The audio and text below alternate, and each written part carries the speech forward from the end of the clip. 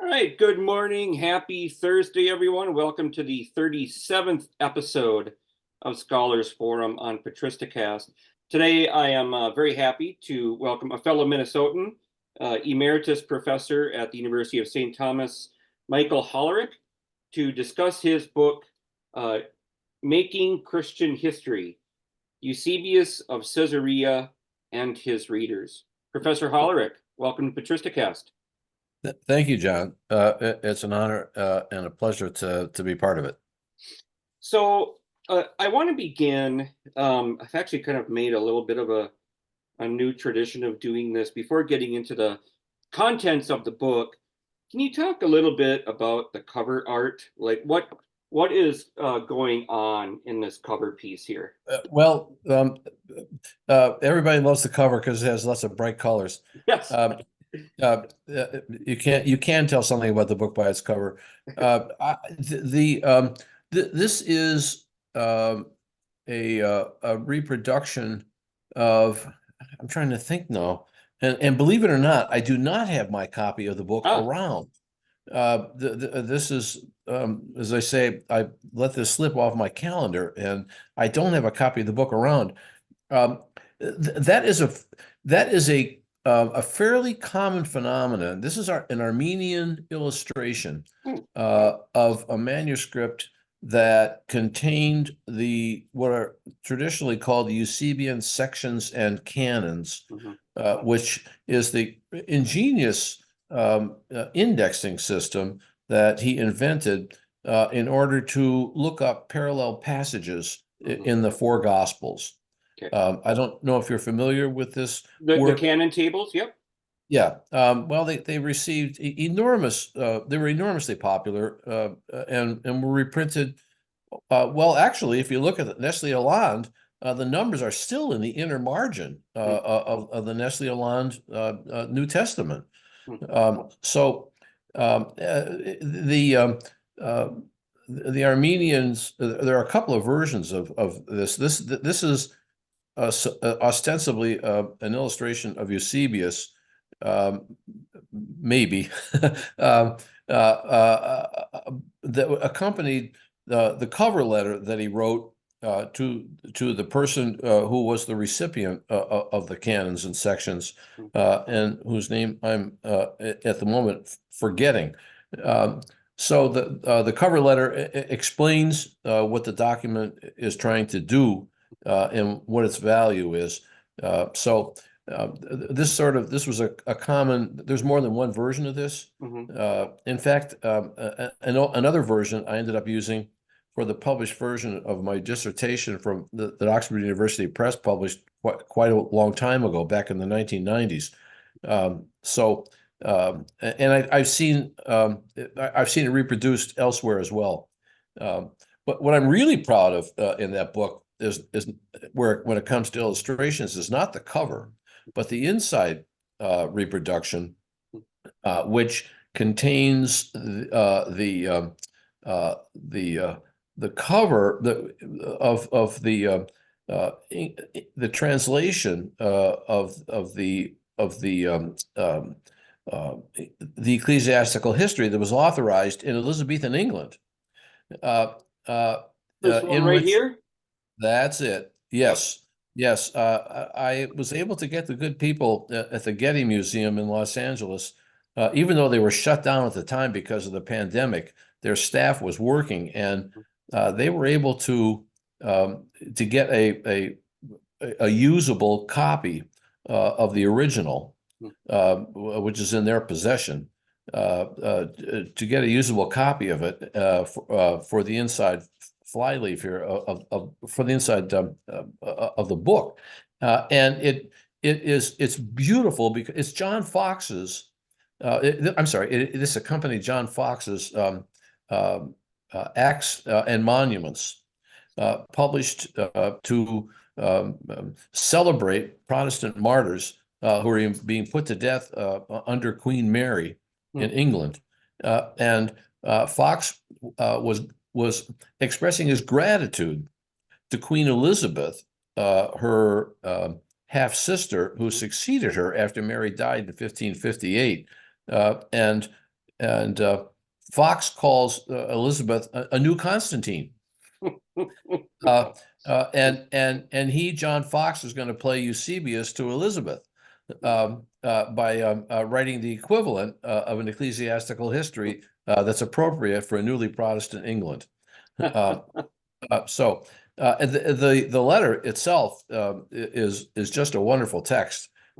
I'd seen it reproduced once before years ago in a journal article. I think actually it might have been in Church History, and was delighted to be able to use it again. So I'm not big on visual aids in teaching, John. I'm a text man. So I'm going to talk up that item because it's kind of what I have to show. And it's a beautiful image that they have on here in this manuscript. I mean, it looks just fascinating. It reminds me that we are not able to reproduce anything like this in today, unfortunately. But we also have more efficient ways of producing and distributing text. So there are trade-offs, right? Indeed. So, okay, so you talked a little bit about his canon tables. I'm glad you did, because it anticipates, a question I was going to ask you in a little bit here. But first, I just want to get to Eusebius himself. Yeah. So, quote, Eusebius's Ecclesiastical History is the most important of his many books. It created a new literary genre that would have a long and influential history. F.C. Bauer called Eusebius the father of ecclesiastical history, and then a little bit later, Eusebius, you say, created a distinctive vision of the place of the Christian church in world history and God's providential plan. So the main theme of your book or the main subject is Eusebius's very famous History of the Church, Ecclesiastical History. Tell us a little bit about Eusebius himself. Who was he? When did he live? Yeah. The dates approximately 364 or 264, excuse me. Yep. So born 2/3 of the way through the 3rd century, and it's important to know that because by the time he finally becomes active as an author, he is well into middle age. Mm-hmm. And a lot of the good scholarship on him over the last couple of decades has recognized the need to see him as a man of the 3rd century who lived a long life and into this transition that he himself, I think, kind of anticipated, although he had no inkling of the dimensions that it would take. He lived in Palestine. He was a resident of Caesarea, which was the provincial capital of the Roman province, and he was raised in the household of a rich presbyter or priest named Pamphilus, who used his wealth, his personal wealth, to preserve the collection of manuscripts of books that Origen, the great 3rd century Christian theologian from Alexandria, brought with him when Origen was more or less forced to leave Alexandria and needed a place to go. And Caesarea, the bishops in Palestine said, "We'd love to have you," the Bishop of Jerusalem and the Bishop of Caesarea. And so he spent the last 20-some years of his life in Caesarea. And Pamphilus, he died during the persecution of Decius around in the year 252 or 253, died as a consequence of injuries suffered during the persecution, I should say. And then Pamphilus set himself to ensuring that the books survived, and then using it as the nucleus to build a kind of Christian library,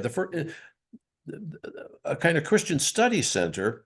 It wouldn't be unfair to call it a kind of institute for advanced Christian studies that Eusebius then inherited. He cut his teeth as a scholar, copying manuscripts and correcting manuscripts of the Septuagint, the Greek translation of the Hebrew Bible. Origen's great scholarly project had been the compilation of a revised Christian Septuagint using other Jewish Greek translations of the Hebrew Bible and pivoting between them, and with some apparently very modest and limited knowledge of the Hebrew original, to produce a corrected Septuagint. And Eusebius worked on that. I mean, correcting the manuscripts. So he was an expert in the text of the Bible. I tell people he was first and last a librarian. He was a librarian. And the Ecclesiastical History is very much a librarian's book. I say this with some pride. My mother was a librarian. I have a sister who's a librarian and a son who is. You've heard gym rats. I'm sort of a library rat when it comes to where I would really rather be. I still want to be where the books are. So he did not become a bishop until after right after the persecutions were over, probably around 314, 315, 316. We're not exactly sure. He was ordained bishop in Caesarea, and in a fairly short period of time, we're revising the timeline in which he was writing his books, produced a remarkable array of long apologetic works, the Ecclesiastical History, the Chronicle, a universal synoptic timeline of world history, all within, we're talking about 15 years. It's remarkable. And then near the end of his life, after meeting the emperor a couple of times, started writing panegyrical literature on behalf of Constantine. It's important to know, and if there is one single takeaway I would like people to have who happen upon this podcast, it's that even though he certainly believed that Christianity had a providential place in the Roman Empire, and that the empire was under God's dispensation to serve God's purposes, he was not. He reached his basic conclusions without any direct contact with Constantine, and the person of the first Christian emperor does not become prominent in his writing until he's a very old man. The life of Constantine and the two orations that are sometimes grouped together as a single speech were written in the last 3 years of his life. He died in the year 339, 2 years after the emperor himself. So the person whom most people who with historical training, who have some historical training, the person that most people know, they think of as Constantine's ecclesiastical advisor and sort of right-hand man. Constantine did have a Christian bishop as a right-hand man, but it was the Spanish bishop Hausius of Cordova. It wasn't a Greek-speaking scholar from Palestine. So how does that do for contextualizing our guy? I think it's really good. One thing you brought up that I think is important to highlight. You talk about Eusebius as being a transitional figure. So he was born a decade after Origen dies. He inherits this wonderful library that Origen left. What's really interesting here is I think this Eusebius is indicative of the institutional transition of the church at this time. I don't know if you would agree with this, because Origen himself, he dedicated himself to poverty. It was his patron Ambrose who subsidized all of Origen's works and probably helped maintain this collection. But Eusebius inherits this with Pamphilus. But then eventually, when Eusebius is much older, doesn't he get commissioned by Constantine to create like what 50 copies of the Gospels or something like that? So you have the institutionalization of the church. Um, uh, you touched on a central feature of his literary output, of his person, and his place in the life of the church at this time. I suppose everybody, in some sense, is a transitional figure, but the early fourth century qualifies as good as any for a real transition. And to repeat the point I made when I began, it's important to see him as somebody whose mental outlook and understandings about the church's place in the world were already shaped. I sometimes think that Christians of his generation were something like Jews in Germany who thought that they had been fully accepted and that Germany was a good place to be a Jew, and were blindsided by Nazi anti-Semitism and didn't see it coming. There were certainly should have seen some of it, but they believed what they wanted to believe, and the Christian church had endured what is sometimes had not endured, I shouldn't say had enjoyed what is sometimes called the little piece of the church from the last persecution under the Emperor Valerian in 257 and 258, and then almost nothing. Some rumbles under Aurelian, but nothing of any serious threat until 303, when the persecution, the so-called Great Persecution of Diocletian, begins with its on and off 8 to 10 year history, and so the question about institutionalization is it's poignant. I have to this is supposed to there can be a personal element in all this. 100%, yes. Okay. My best friends in the scholarly world are Joseph Wilson Trigg, who in my book knows as much about Origen as anybody in North America. He does. And my good friend Robin Darling Young, who is now at Catholic University, all three of us were in graduate school at the University of Chicago at the same time. Origen, I'm sorry, Joseph Trigg, he went by Wilson, his middle name, and so that's what I'm going to call him. Wrote his dissertation on Origen. I wrote mine on Eusebius. Robin wrote hers on Severus of Antioch, the Monophysite bishop of Patriarch of Antioch from 512 to 518 AD. And then she didn't get away from Syriac, but she not too long after that became interested in Evagrius of Pontus. I'm going to call him the godfather of monasticism, but she will bridle at that because she thinks that Evagrius was, first of all, a philosopher, and only second. That's right, she does. That's right. Yeah. So all this is by way of prelude to saying that the question you asked me is something that I have been arguing about with these people for decades, literally.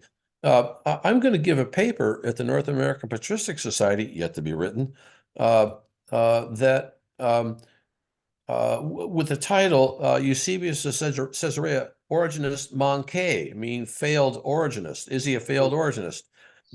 And Robin thinks he is, and I don't. But, and it's a huge but, he made terms with the Roman Empire that it's hard to see Origen making, and with a clerical structure in the Christian Church that Origen himself, as you know, was highly critical of. So some real change does take place here. He is, or Eusebius is, a major protagonist in that change. He is in some ways an embodiment of it.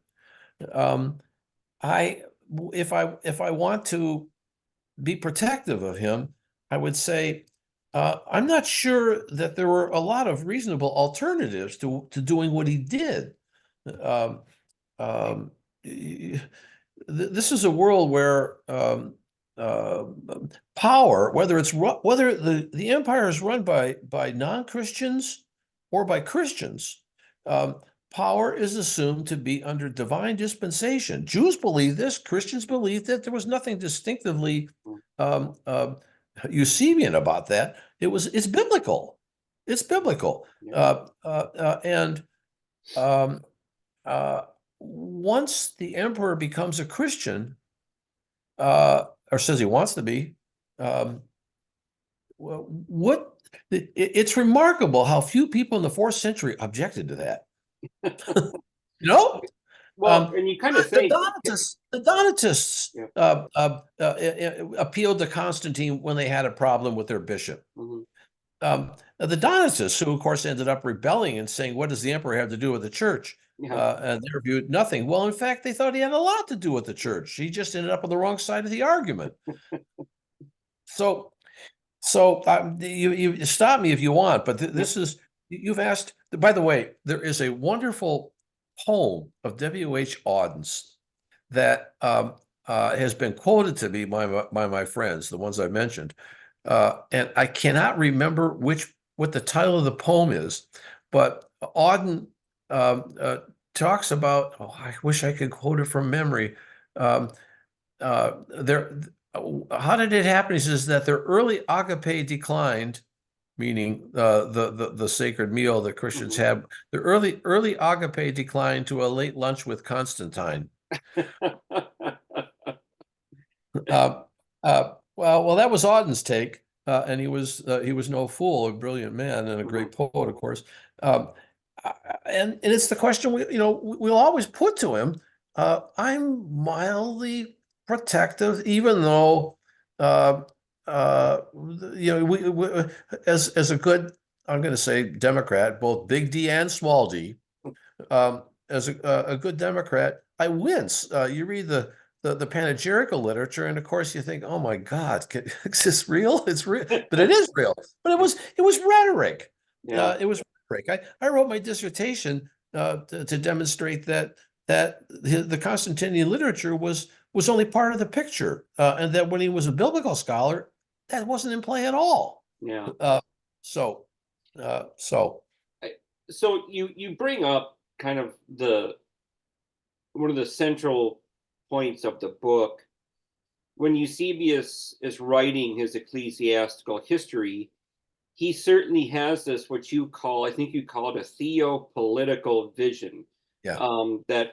And yet at the same time, you are more sympathetic to his historiography than perhaps some postmodern critics are. Yeah. You accept some of the premises, but you seem to at least sympathize with Eusebius a little bit in his project. Well, when I embarked on writing that book, I had a topic, and I had no idea really what I was looking for.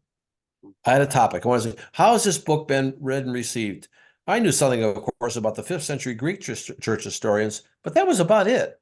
The major challenge in writing that book was that every time I moved to a new period and a new religio-cultural tradition and a new linguistic, I had to reorient myself and figure out the lay of the land. I was halfway done with it before I realized I had 2 separate but related themes. One was the genre theme. He invaded. I don't think there's any dispute that he created a subject that had not previously really existed, and it has had a long and controversial and very mixed but real history. So, what's the history of the genre?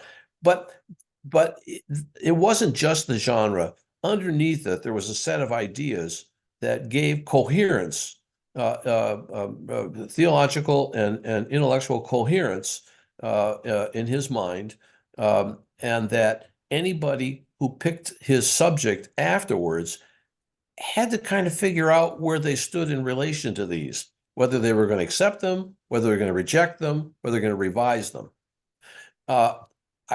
It would have been easy to call it a political theology, but I try to explain in the book, and this may seem like niggling category squabbling, but I resisted that term because in the 20th century, political theology has taken on a whole lot of baggage, political baggage. I know quite a bit about that, having written on Carl Schmitt, who's the godfather of the modern rebirth of political theology.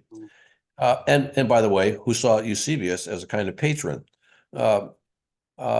So I hit upon a compromise term that I frankly borrowed from my good friend Bill Cavanaugh, the theologian Bill Cavanaugh, in calling it a theopolitical vision, because it was genuinely theological, but it was a theological vision in which the political realm had an essential role to play. And you can't say that about very many other early Christian writers. I mean, after Augustine, who else are you going to identify? Right. And by the way, of course, then it becomes a parlor game about pairing off Augustine against Eusebius, in which Augustine invariably looks good and Eusebius looks bad. I tried to deal with that in a later chapter in the book.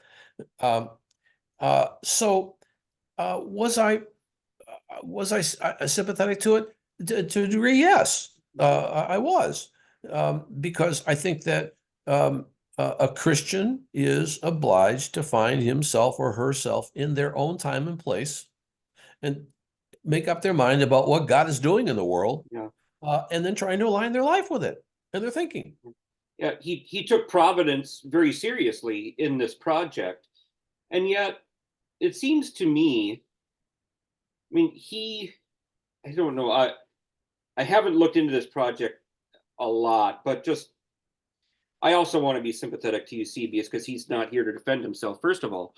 But it seems to me like when he's writing his Ecclesiastical History, he's using a lot of the available literary sources that were at his disposal to do so.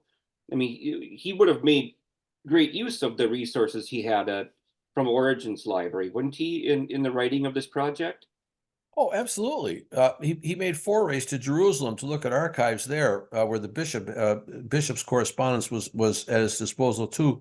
There is a good study, which you may know, by American scholar named Andrew Carricker, of Eusebius' library, and he estimates that does he come up with a total of about 460 identifiable books, as the ancient world understood books in the collection. Forgot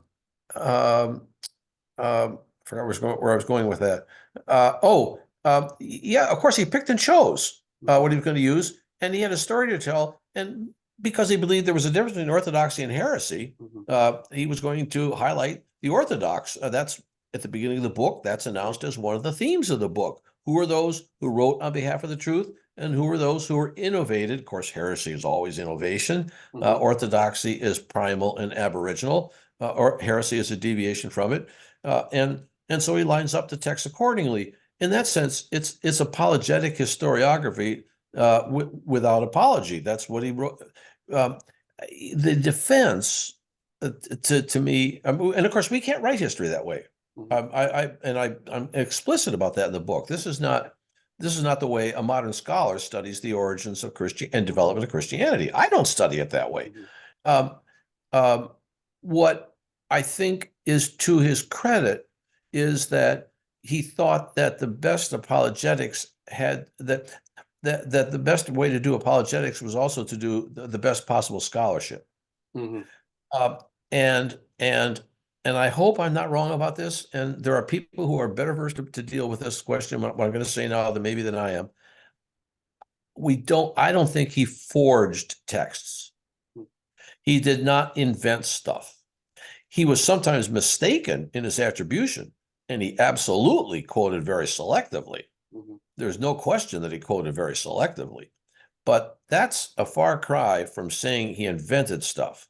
And for the longest time, that was the accusation. That not only did he tell a biased story, but that he faked documents.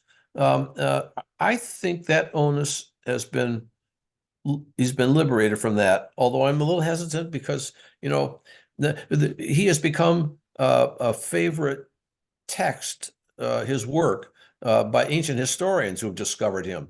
And there are some fine ones like the British scholar James Cork Webster, and the American scholar David DeVore, with whom I've worked and of whose work I have a high opinion. These people are really taking that book apart with a fine tooth comb and reading it closely. So there's still important work being done that will allow us an ever finer appreciation of what he did and what he intended, and what he left out. What he left out. Well, scholars of early Christianity still use Eusebius as a source for the ancient church. I mean, we use him critically in some respects. Take, for example, his chronological depiction of that famous catechetical school in Alexandria, which scholars have doubted Eusebius's the accuracy of his account of it, but yet, I mean, we still use Eusebius as a source for the ancient church. He is unavoidable. Yeah. The work of the great German scholar of Christian origins, Walter Bauer. Yep. Orthodoxy and Heresy and Earliest Christianity appeared in German in 1932, I think. Took about 40 years to find its way to English, but when it did, it transformed the study of Christian origins.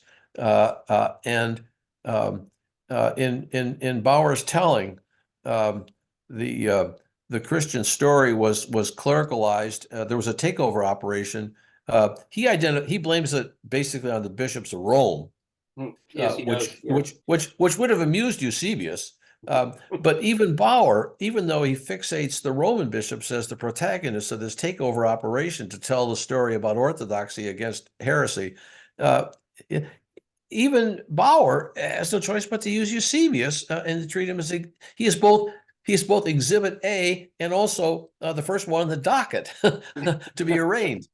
I don't know if you bring him up in your book, but you do talk about the scientific historiography from the German universities. I don't know if you bring him up, Leopold von Ranke, in your book. Well, let me put in a disclaimer here. The University of California Press, which published the book, set me an initial word limit of 125,000 words. I got that expanded to 150. But when they said 150,000 words, they meant that and not one word more. So I worked on it for a couple of years, and I was not just running out of time, but more importantly, I was running out of space. So when I got to the modern period, I had to indulge in a lot of selective topic treatment, and I could have certainly invoked Ranke. He was there intellectually, but not by name. But modern German historiography, the German seminars of the 19th century, they created the scientific history that we know. And where I depart from some of the postmodern people is that I have no interest in rescinding the exigencies that those people wanted to impose on the study of sources. I think that we also can have to contextualize the work that they did and understand the limits under which they worked. But those limits do not mean repealing their exhortations to impartiality, objectivity, evidence, and all the rest of it. Testing the evidence. The reason why I bring up von Ranke is he's got that famous line, history as it actually happened or as it actually was. Wie es eigentlich gewesen ist. And it's a very positivist view of the study of history. Like we can actually reconstruct the past as it actually was. Do you think do you think Eusebius had that same kind of positivist view? Uh, uh, well, remember that he had an ace in the hole, which was prophecy. Hmm. So that in a sense, we already knew what was going to happen because the prophets had told us once we Right, had the, the right. the passkey. All right, so we had that. Um, I should tell you that a lot of the work that's being done, including by the two people who I mentioned, and I could name others as well, they read him from a literary perspective, and don't want to credit him with knowing more about even his own time or about the past than he did. They read his book as a literary construct to see how he put it together and what the inner logics of the work are, and to treat it as a kind of thing in itself without excessive overconfidence in him as a reliable witness. He uh, I think that well, the question you put to me is a little hard to answer. Um, uh, Well, I can I I frame think go can I ahead. frame Go it ahead. this way? Can I frame it this way? Maybe what I'm trying to get at here is because one of the postmodernist criticisms of Eusebius would be that um, he's just writing an apology for the political power that the church is acquiring, and he's not fabricating sources, but he's picking and choosing selectively in a way almost to manipulate history. But I wonder, would Eusebius himself say that, or what did he, when he was writing it, did he think of himself as actually knowing history as it actually was? Does he think he's engaging in a positivist historiography? Um, uh, I'm a little nonplussed about how to deal with that. Hmm. He you're, he thought he was observing the he thought he was acting according to the best historical canons of his time as he understood them. I think I can say that. Hmm. Um, I think he was trying to play by the rules that other historians did, and he knew something about how they did their work. Josephus especially, but he knew something about how their history was written because he had the books in the library. Hmm. Um, so how much? But he wasn't immune to biases in his research. I mean, he Oh, wasn't. he had deep, he was a man of faith. Yeah. Okay. He was a man of faith. He was eventually a bishop. And he was absolutely convinced that there was an Aboriginal Christian faith delivered once and all for all to the apostles, and handed down reliably through a chain of witnesses. Hmm. Um, at the same time, he had plenty of textual evidence that not everybody bought that picture. Um, Yeah. and so he thought some were right and some were wrong. Here's, I just finished an article, well, now some months ago, that will appear in a new book published by Walter de Gruyter on the use of the Bible by ancient Christian historiography. They asked me to write the chapter on the Bible in the Ecclesiastical History. Hmm. And I gave a lot of attention to his treatment of the canon. Even though he doesn't list the canon as one of the topics in the church history, it certainly is there, especially in the opening books, the first three books. And if you look at his treatment of the canon, he is acutely aware that he doesn't even use the word much. He is acutely aware that this list of books is in flux. He thinks that some have a bit more credibility and authenticity than others, and he's fairly candid about that. I think the way in which he approaches the selectivity of the books in the canon is a pretty good index of how he saw himself as a scholar. Okay. He quotes how does he assemble his list? Well, he looks at who earlier writers quoted. Who quotes which books don't show up in Orthodox writers, which ones do. There's a certain circularity in this, obviously, but nevertheless, it is textually grounded, and the criteria are quite candid. They have to be apostolic.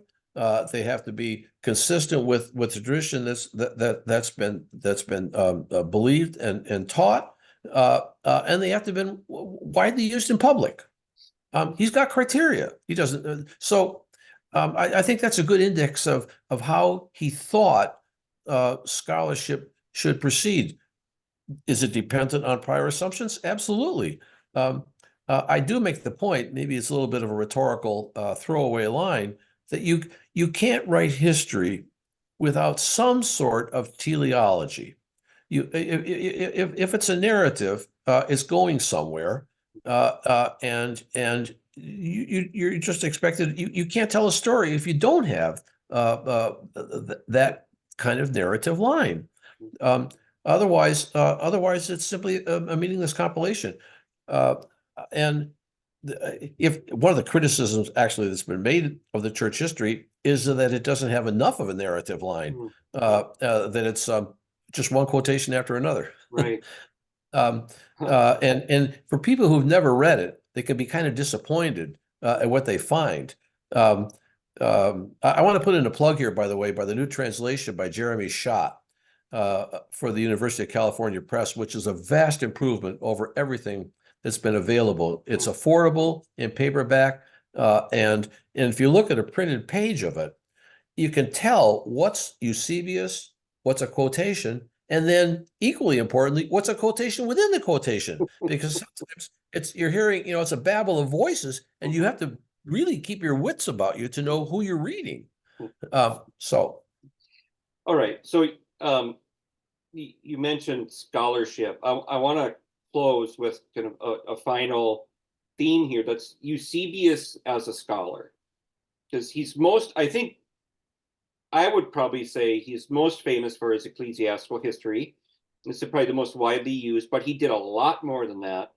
And you had mentioned his canon tables earlier.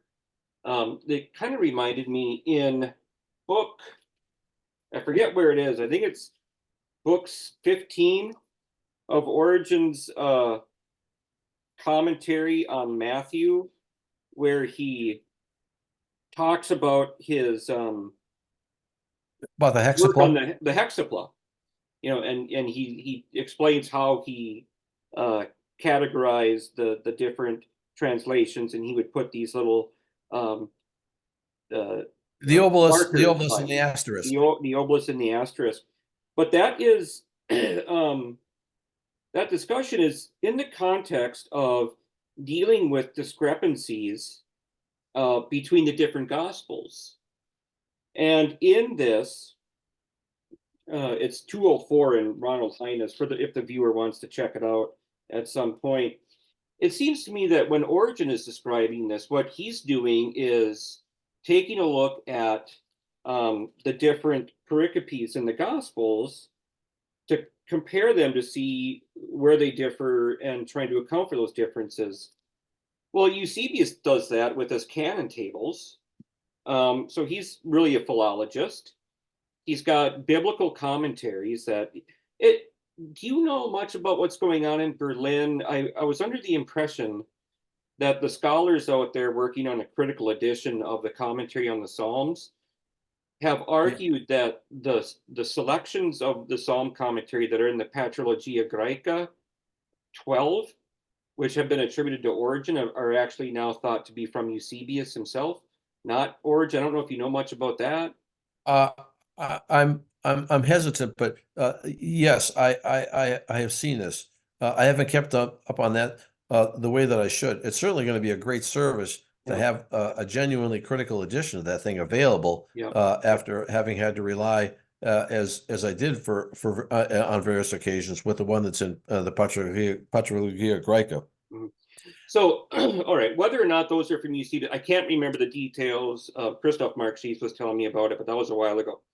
So, at any rate, so you've got the Ecclesiastical History, you've got the life of Constantine, you have the preparation for the gospel, a bunch of other genres. But is Eusebius neglected as a biblical scholar in his own right? Does he get the kind of attention he deserves as one? Um, I don't think he did. That's what I wrote my dissertation on. When I was at loose ends for a dissertation topic, Robert Grant, my advisor at Chicago, did me an enormous favor by saying I had taken Grant's course on Eusebius with him, but we hadn't paid any attention to exegesis.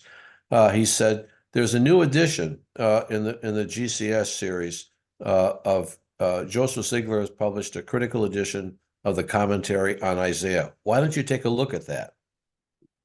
Well, it was a 400-page Greek text with no translation. And I had to boil a dissertation topic, a thesis out of that.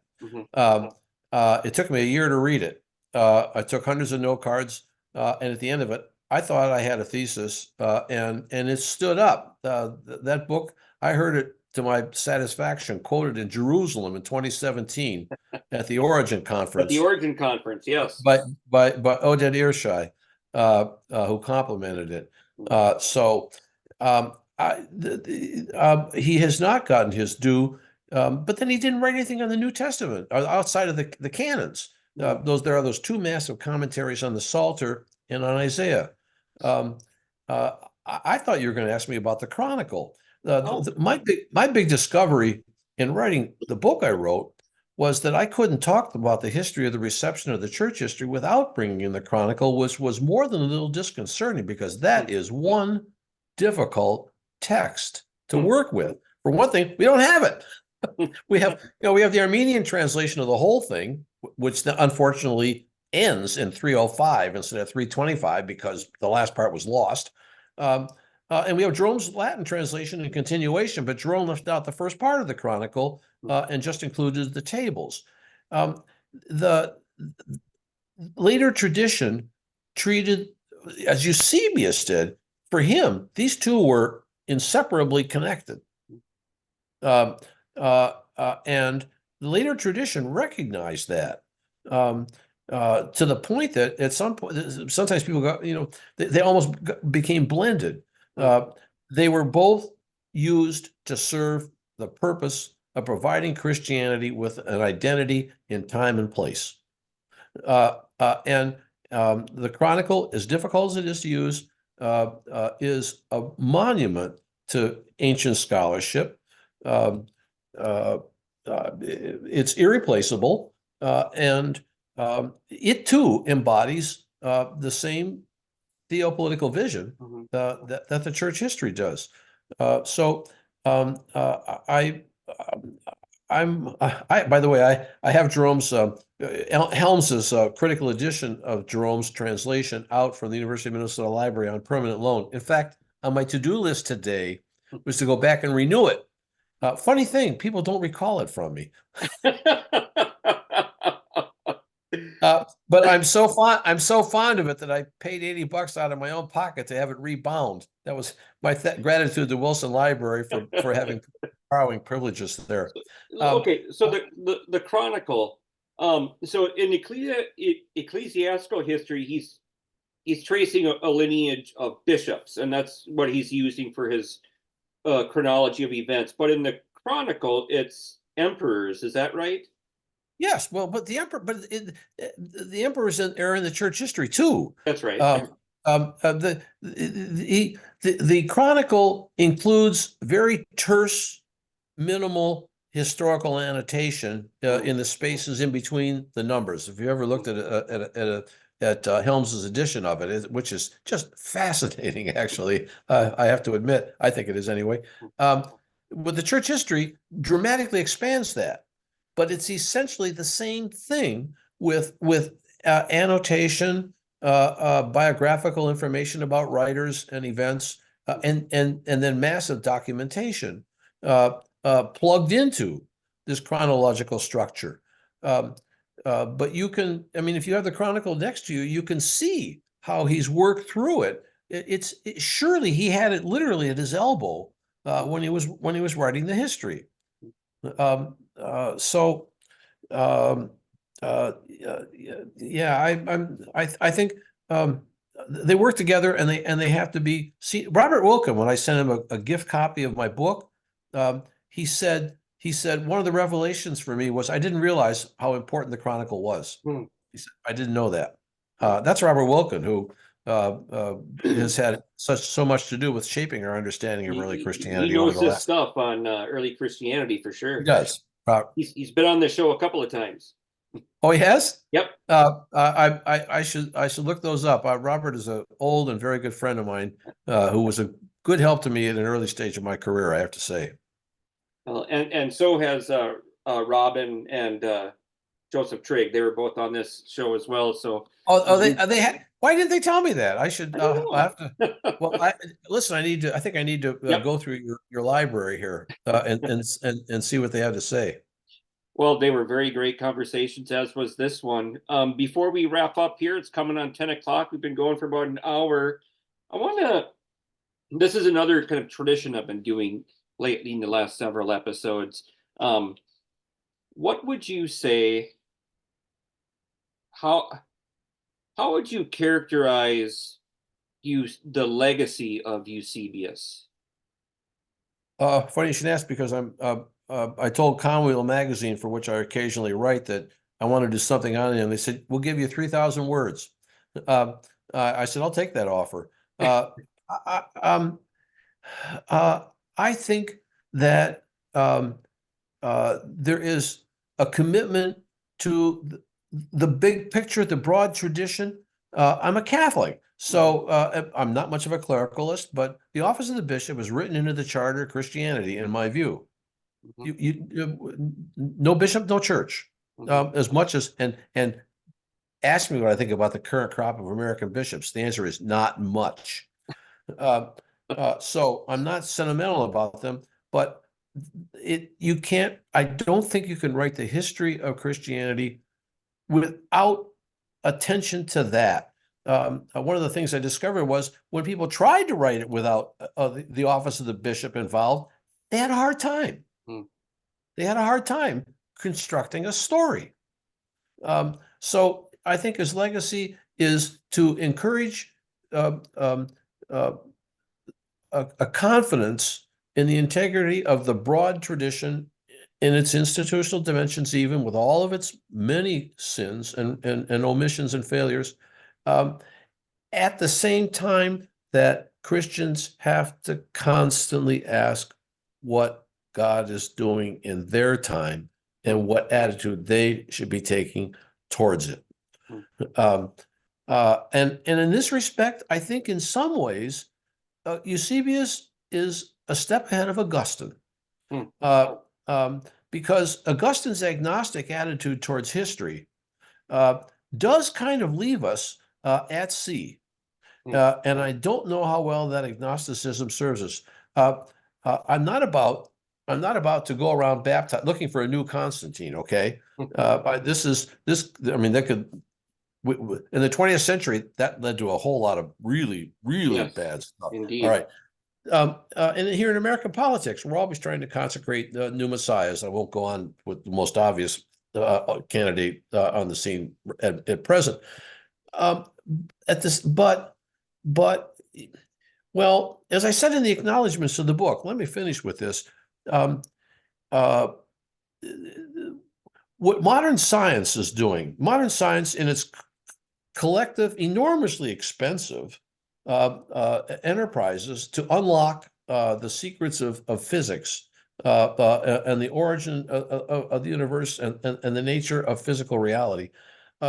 Something like the Large Hadron Collider in Switzerland is, to me, a kind of hallmark of the modern spirit at its best and what it entails. Enormous resources, international and collective, and also quasi celibate. The people engaged in this have to basically leave their families and commit themselves to a collective endeavor.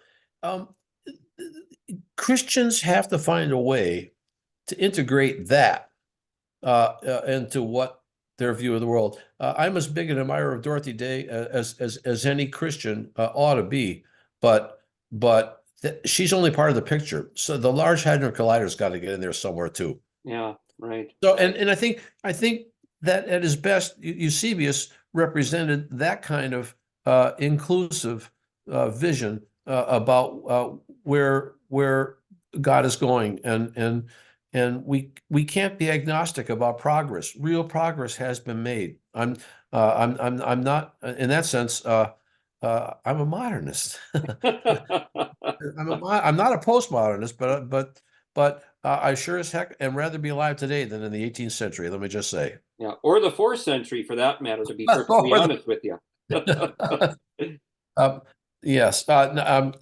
Even though, of course, I don't have to belabor the listeners with the problems we have today. Yes, that's right. They will be with us forever. They will. That Augustine was right about some aspects of original sin. But Eusebius wasn't naive about that either. I mean, no, he wasn't. There's a nice book by a young British scholar whose name I'm temporarily forgetting, about the demons in Eusebius. That she thinks that we haven't given him his due with his worry about the forces of evil that drag us down. We've made him too optimistic. I reviewed her book, and tellingly, I can't remember the name. Anyway. Well, Professor Hollerich, this was really wonderful. Thank you for coming on PatristiCast. I hope the audience enjoyed it as much as I did. Thank you, John. It was a pleasure. All right. Take care. Bye-bye.